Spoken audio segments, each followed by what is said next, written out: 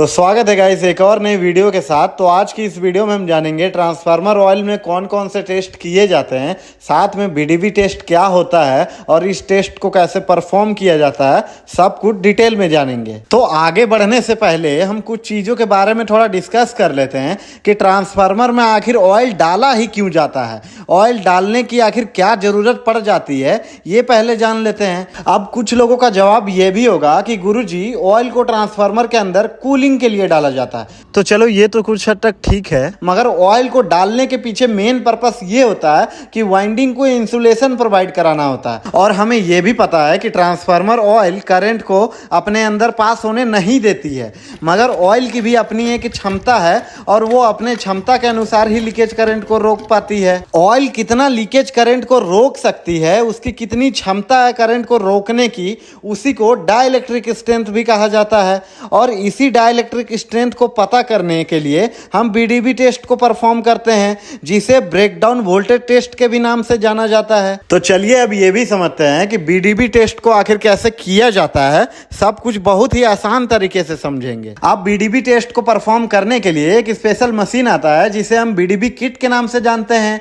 इसके बाद आपको जिस ट्रांसफार्मर ऑयल का डाइलेक्ट्रिक स्ट्रेंथ चेक करना हो, उस ट्रांसफार्मर ऑयल का सैंपल निकाल लेना है। आप सैंपल के तौर पे 1 या 2 लीटर ऑयल निकाल सकते हैं और इतना ही बहुत ज्यादा है आपके लिए। अब इस बीडीबी किट के साथ एक बॉक्स आता है जिसके अंदर इसी सैंपल ऑयल को डाला जाता है और इस बॉक्स के अंदर 2 फिक्स इलेक्ट्रोड लगे होते हैं और इन दोनों इलेक्ट्रोड के बीच का गैप मिनिमम 2.5 से 3 mm तक होता है। इलेक्ट्रोड वाले बॉक्स के अंदर सैंपल ऑयल को भरने के बाद इस बॉक्स को बीडीबी किट मशीन के अंदर रखा जाता है, जहां पे इसको रखने के लिए एक स्पेशल चेंबर भी बना हुआ होता है। अब इसके बाद बीडीबी किट मशीन से वोल्टेज को इन दोनों इलेक्ट्रोड से पास करवाया जाता है, मगर इन दोनों इलेक्ट्रोड के बीच कोई भी फिजिकल कांटेक्ट ना होने के कारण इन दोनों से वोल्टेज पास नहीं हो पाता है। और क्योंकि इस बॉक्स के अंदर ट्रांसफार्मर ऑयल को तो पहले से ही भरा जा चुका है, तो ट्रांसफार्मर ऑयल का काम ही है इंसुलेशन प्रोवाइड कराना, तो इन दोनों इलेक्ट्रोड के बीच में आसानी से स्पार्क पैदा ऑयल नहीं होने देगा। मगर ऑयल की भी अपनी एक क्षमता है।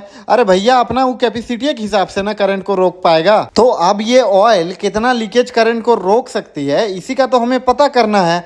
तो वोल्टेज को हम कंटिन्यूसली बढ़ाते रहते हैं और एक टाइम ऐसा आएगा कि इन दोनों इलेक्ट्रोड के बीच में ऑयल के रहते हुए भी स्पार्क पैदा हो जाएगा। और जितना वोल्टेज पे दोनों इलेक्ट्रोड के बीच में स्पार्क पैदा हुआ, उतना ही क्षमता है इस ऑयल का करंट को रोकने का, और उसी को हम डाइलेक्ट्रिक स्ट्रेंथ के नाम से जानते हैं। और इसी प्रोसेस को 2-3 बार रिपीट किया जाता है और इन सभी टेस्ट का डाटा रिसिप्ट ये मशीन खुद ही निकाल के दे देती है। और हमने जितना बार भी टेस्ट को परफॉर्म किया, उन सभी वैल्यू का एवरेज निकाल के जो फाइनल आंसर आए, उसी को हम डाइलेक्ट्रिक स्ट्रेंथ मान लेंगे इस ऑयल का। तो अब कुछ लोगों के मन में ये भी डाउट होगा कि गुरुजी कोई भी ऑयल का मिनिमम ब्रेकडाउन वैल्यू कितना होना चाहिए, ये भी बता दीजिए। तो ऐसा कोई फिक्स रेंज नहीं है, मगर ऑयल का डाइलेक्ट्रिक स्ट्रेंथ को अच्छा तभी माना जाएगा जब ऑयल की मिनिमम बीडीबी वैल्यू 30 kV से ऊपर होना चाहिए। अगर ये 40 kV से ऊपर है तो ये फिर बहुत अच्छा कंडीशन में है। मगर वो सब तो ठीक है, लेकिन कुछ लोगों के मन में अभी भी कुछ ना कुछ डाउट रहता ही है।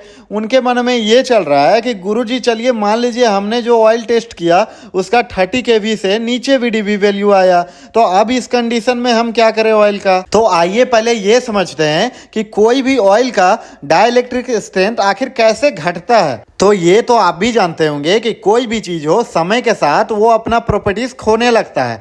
मतलब लंबे समय के बाद ऑयल में मॉइस्चर और इम्प्योरिटीज ऐड होने लगते हैं, जिससे ऑयल का डाइलेक्ट्रिक स्ट्रेंथ गिर जाता है। तो इसके बाद ट्रांसफार्मर ऑयल का सारा इम्प्योरिटीज को फिल्टर कर लिया जाता है, साथ में मॉइस्चर को भी हटा दिया जाता है। तो आप भी जानना चाहते हैं कि ट्रांसफार्मर के अंदर ऑयल को कैसे चेंज किया जाता है, साथ में आपके मन में और भी कोई डाउट होगा ट्रांसफार्मर को लेके, तो आप हमारे चैनल के माध्यम से अपना सारा डाउट क्लियर कर सकते हैं।